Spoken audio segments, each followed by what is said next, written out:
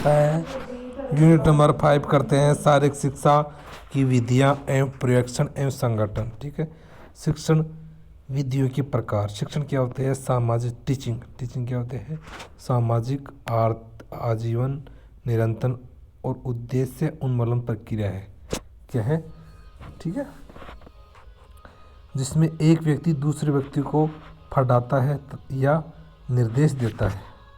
ठीक है बच्चों, आगे चलते हैं। शिक्षण टीचिंग शब्द 3 शब्दों से मिलकर। प्रथम सिद्धांत कहता है ज्ञान का निकाय, दूसरा व्यवसाय या पेशे के रूप में, तीसरा शिक्षण का उपयोग किसी बात को दूसरे तक पहुंचाने की पद्धति के संदर्भित करने की किया जाता है। जॉन डीवी के अनुसार शिक्षण त्रिध्रुवीय प्रक्रिया है। कैसी प्रक्रिया? त्रिध्रुवीय प्रक्रिया। शिक्षण त्रिध्रुवीय प्रक्रिया है। शिक्षण एक व्यक्ति से दूसरे व्यक्ति की सिखा रहा है। क्या है? सिखा रहा है। विधि किस माध्यम से विधि से सिखा रहा है, ये शिक्षण है। ठीक है, सोशल वातावरण, एनवायरनमेंट, वातावरण, सामाजिक वातावरण। देखिए 3 सिद्धांत बताए गए हैं त्रिध्रुवीय। एक विद्यार्थी, दूसरा शिक्षक, तीसरा पाठ्य सामग्री या सामाजिक वातावरण। विद्यार्थी कम परिपक्व होता है जबकि शिक्षक अधिक परिपक्व होता है, यानी कि संपूर्ण व्यक्तित्व का ज्ञान होता है। शिक्षण की विधियाँ कौन कौन सी आती हैं? शिक्षण की विधियाँ जॉन डीवी के अनुसार शिक्षण विधि वह तरीका है जिसके द्वारा हम पठन सामग्री को व्यवस्थित करके निष्कर्षों की प्राप्ति करते हैं। ठीक है, विनिंग के अनुसार शिक्षण विधि शिक्षा प्रक्रिया की गतिशील कार्य है। क्या? गतिशील है।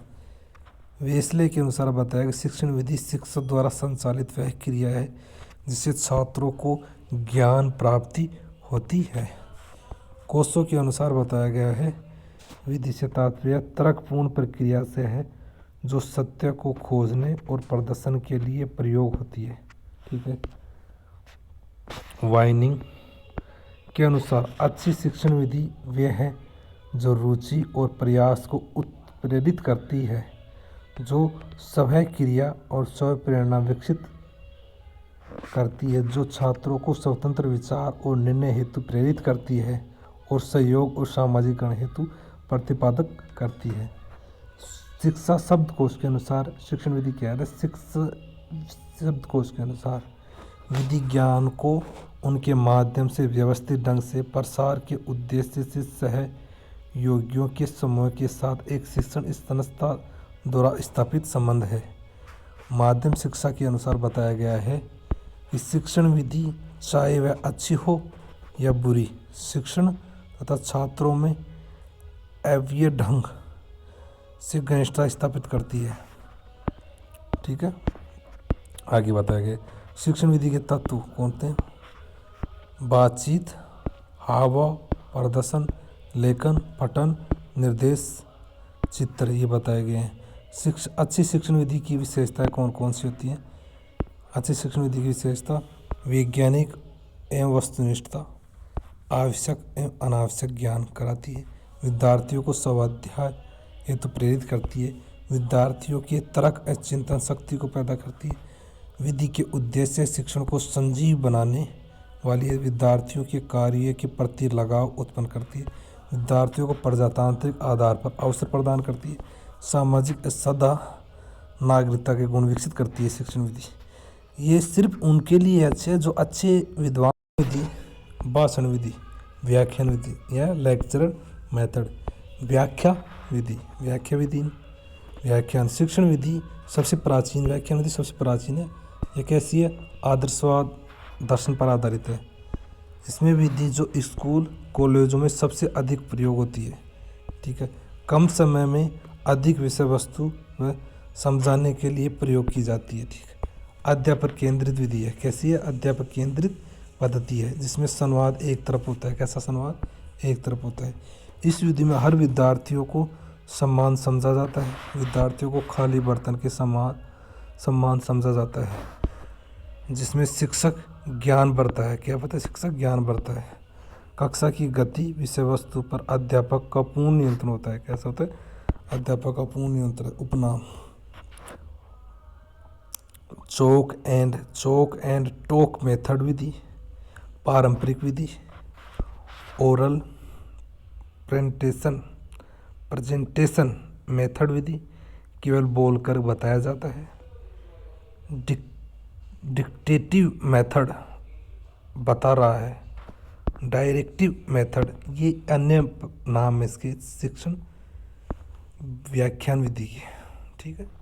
प्रदर्शन विधि, डेमोस्ट्रेशन मेथड विधि, डेमोस्ट्रेशन अवलोकन, यानी कि डेमोस्ट्रेशन डेमो देकर, अवलोकन में नकल करके सीखने के सिद्धांत पर आधारित है। शिक्षण इस विधि में कौशल, मॉडल, डेमोस्ट्रेशन सही तकनीकी सही तरीके से सिखाया, डेमोस्ट्रेशन सही तकनीक से सिखाया जाता है।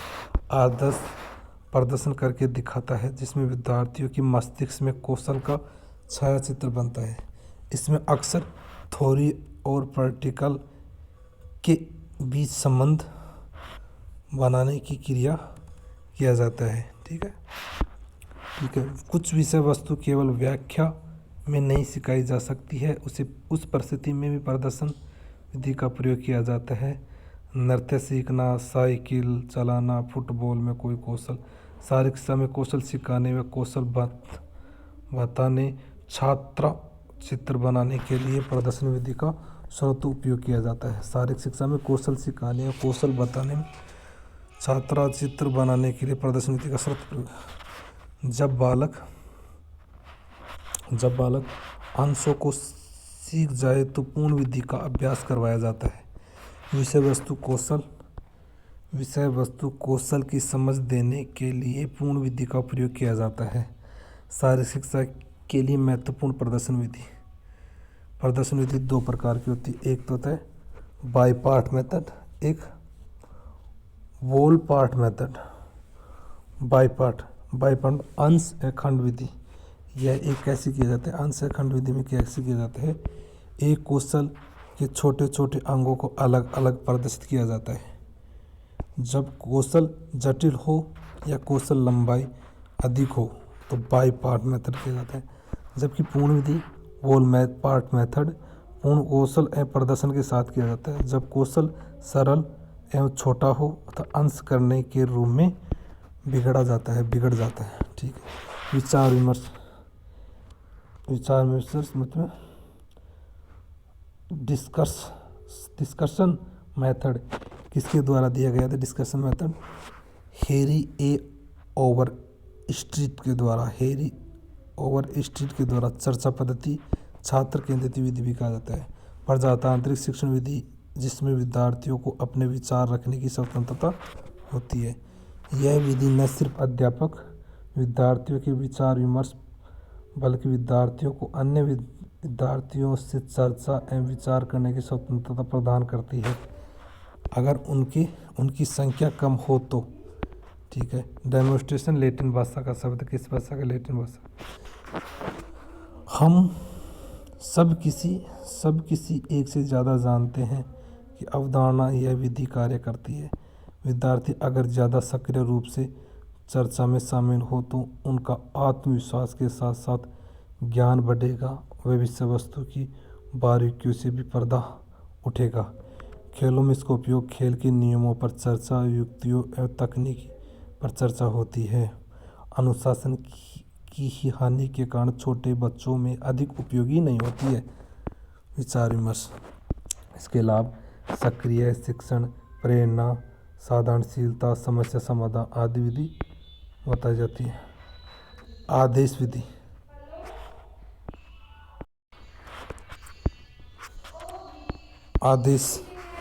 आदेश विधि command and drill and practical method. ठीक है। कमांड अध्यापक इस विधि का उपयोग छोटे बच्चों को पहाड़े रटवाने, लिखाई सुधारने में करता है। बार बार अभ्यास करवाया जाता है। आदेश कमांड विधि, इस विधि अधिगम प्रक्रिया पूरी तरह से अध्यापक के नियंत्रण में होगी। वही किसी विशेष कार्य के आदेश देगा, इसलिए औपचारिक विधि कहा जाता है। इसे ड्रिल मार्च पीटी में सहयोग किया जाता है। ठीक है। विद्यार्थी अगर ज़्यादा हो तो अनुशासन की दृष्टि से ही सही यही विधि का उपयोग की जाती है। फौज में अफसर के आदेश पर भी अपनी पोजीशन बदलते सिपाही भी आदेश विधि के अंतर्गत क्रिया कर रहे हैं।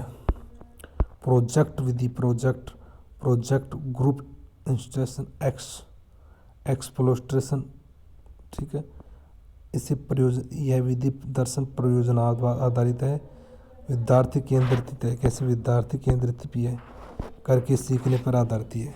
ठीक है। छोटे छोटे समूह बनाकर विद्यार्थियों को टास्क लक्ष्य दिया जाता है, जिसका समाधान विद्यार्थी द्वारा खोजा जाता है। इस विधि में 3 प्रमुख आधार है: सहयोग करना, क्रियाशील करना, परस्पर संबंध बनाए रखना। सामान्य रूप से कोई भी साफ रूप से निर्देश नहीं दिए जाते हैं और परिणाम किसी भी दिशा में दिए जा सकते हैं। रचनात्मकता को बढ़ावा मिलता है, इसलिए इसे विद्यार्थी केंद्रित विधि के रूप में भी जाना जाता है। कक्षा में मिलने वाले असाइनमेंट के भी भांति पर यह विधि कार्य करती है। शारीरिक शिक्षक बच्चों की कौशल सिखाने में अलग अलग वातावरण परिस्थितियों में आजमाने का कार्य भी देती है। यह जॉन डीवी का सर्वप्रथम प्रयोग किया गया था। बाद में उनके विद्यार्थियों के विलियम एच किलपेट ने बड़े स्तर पर प्रसिद्धि किया था। अनुकरण विधि इमिटेशन मेथड यह विद्यार्थियों द्वारा अध्यापक ने प्रशिक्षण का अनुसरण किया जाता है। प्रदर्शन विधि की तरह, परंतु अनुकरण विधि में बालक प्रशिक्षण के साथ साथ क्रिया करते हैं। जब कौशल ज़्यादा जटिल हो या प्रदर्शन किया हुआ दोहराया न जाए तो अनुकरण विधि का प्रयोग किया था। अनुकरण विधि का प्रयोग किया था, जैसे छोटे बच्चों में हाथ पकड़ के ABC सिखाना, ABCD लिखवाना। थोड़े अभ्यास के बाद शरीर के अंग व दिमाग अभ्यस्त हो जाते हैं। इच्छानुसार 8-well मेथड, जिसे छात्र केंद्रित दृष्टिकोण या पूछताछ आधारित शिक्षा के रूप में भी जाना जाता है, जो विद्यार्थी स्वतः पर जोर देती है। छात्रों को अपने स्वयं से सीखने का प्रभाव लेने के लिए प्रोत्साहित करती है। शिक्षक पर एक आधार व्यक्ति बजाय सुविधापूर्ण पर मार्गदर्शित कार्य करता है। प्रथम किंडरगार्टन फ्रेडरिक फोबेल के द्वारा की गई इच्छानुसार विधि। अन्य विधियाँ देखते हैं कौन कौन सी आती हैं। खोज विधि का जनक किसे कहा जाता है? जेरोम ब्रून को कहा जाता है। अनुमान विधि तथा ह्यूरिस्टिक पद्धति आर्मस्ट्रांग के द्वारा। प्रोग्राम्ड इंस्ट्रक्शन BF स्किनर के द्वारा। डाल्टन प्रणाली मिस हेलन पारकास्ट द्वारा। इकाई विनेटिका प्रणाली डॉक्टर कार्लटन वासमैन के द्वारा। डेक्रोली प्रणाली डॉक्टर OVD डेक्रोली द्वारा। मॉन्टेसरी प्रणाली डॉक्टर मारिया मोंटेसरी द्वारा। बेसिक शिक्षा महात्मा गांधी द्वारा। स्काउटिंग बाल्चर विधि बेडेन पावेल द्वारा। गहरी शिक्षण प्रणाली बर्ट द्वारा। निरीक्षण विधि वाटसन द्वारा। परिचर्चा विधि प्लेटो द्वारा। समस्या समाधान सुकरात द्वारा। खेल विधि कोल्डवेल कुक द्वारा। शिक्षण विधियाँ कौन कौन सी आती हैं वो देखते हैं। प्राथमिक उच्च प्राथमिक, ठीक है।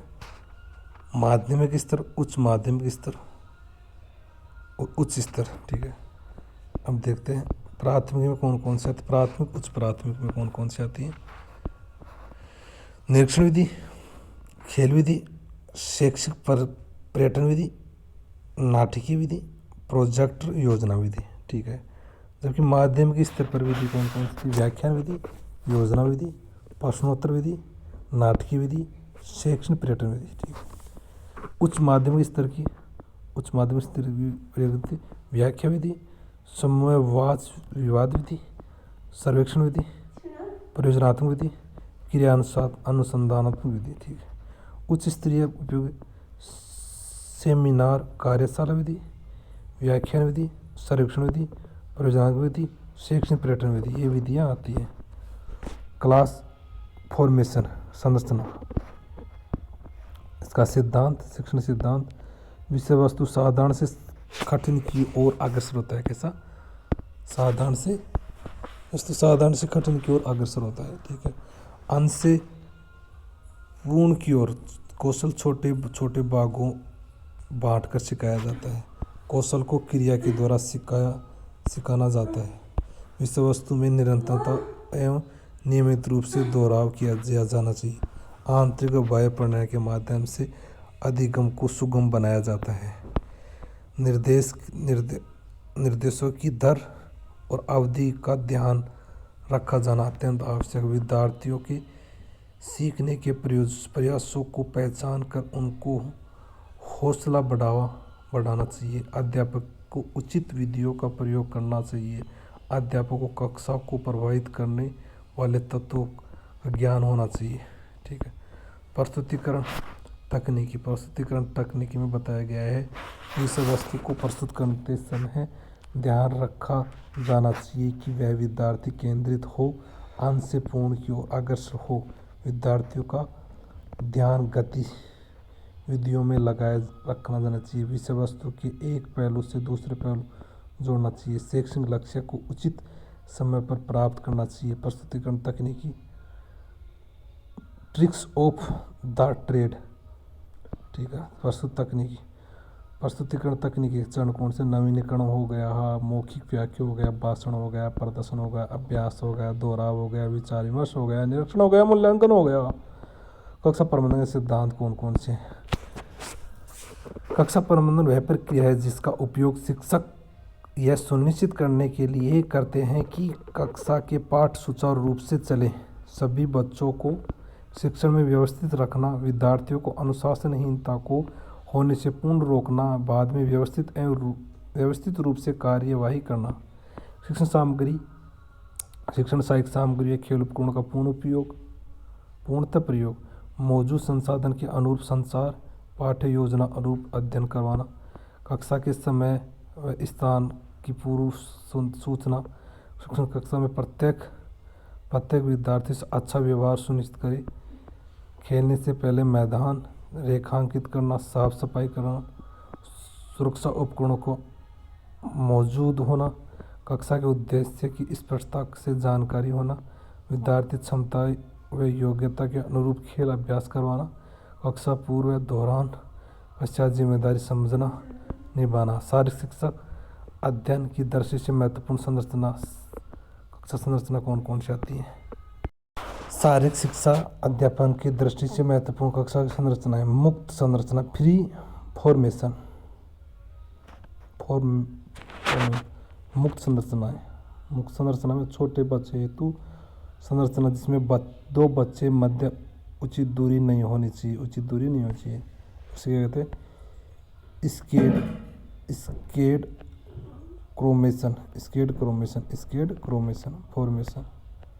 Scared formation.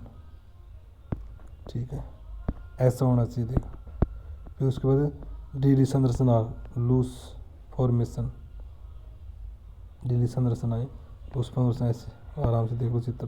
फिर पंक्ति संरचना, लाइन फॉर्मेशन, रैंक फॉर्मेशन, कक्षा उपस्थित एवं प्रार्थना सभा में उपयोगी, लाइन फॉर्मेशन हो गया। फिर फाइल संरचना, फाइल फॉर्मेशन, ऐसे marching drill, PT, warm up, ये मार्चिंग होगा। फिर आयताकार संरचना,